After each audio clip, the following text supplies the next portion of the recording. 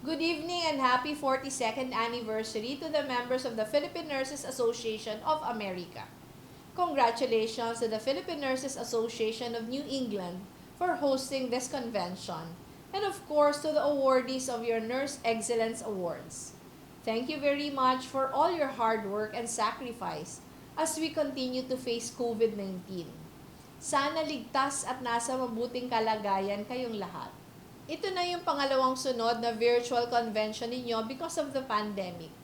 Pero kahit online lang tayo magkakasama, hindi nito nababawasan yung saya at halaga ng pagtitipon ninyo ngayon.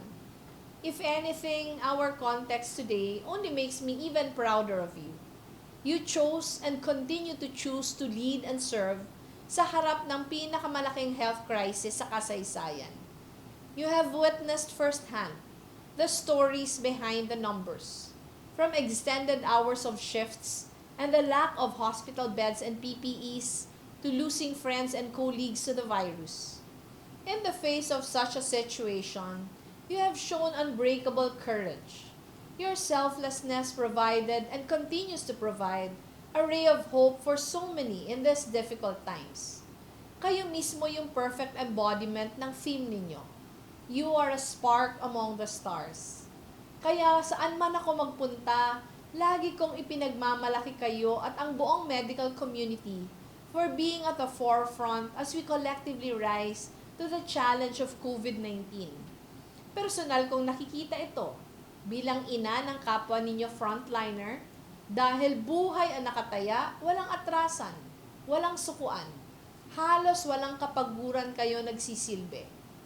This past year, dahil sa frontliners gaya ninyo, para bang ang buong sangkatauhan nagkaroon ng pangalawang nanay.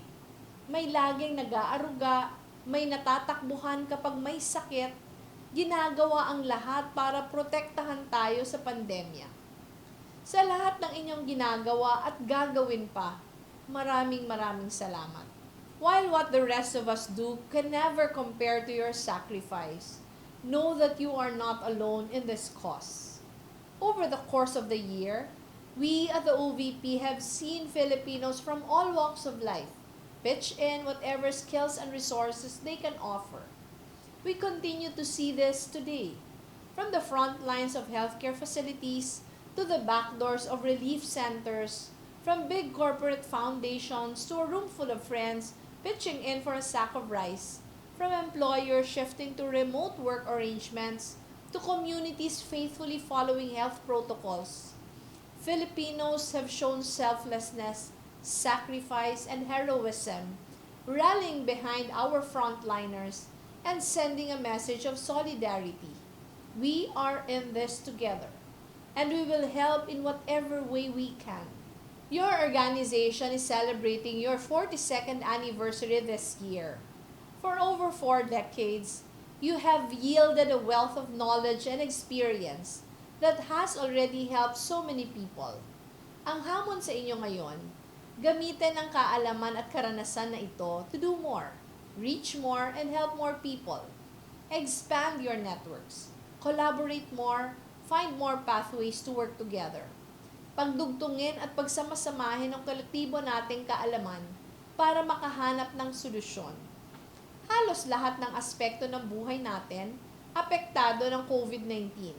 Kaya dapat ding i-constellate ang maraming disiplina, ang maraming kaalaman para makapaglatag ng mga hakbang that take the entire spectrum of COVID-19's impact into account. The path ahead remains difficult, pero makakaasa kayong gagawin natin ang kayang gawin. Hahanap tayo ng paraan. Isusulong natin ang inyong kapakanan alang-alang sa lahat na ginagawa ninyo para sa bansa.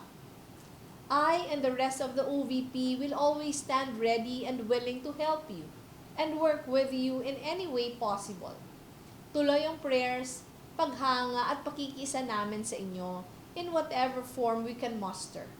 Please keep safe. At muli, congratulations! Maraming salamat sa serbisyo at sakripisyo ninyo at mabuhay ang PNAA.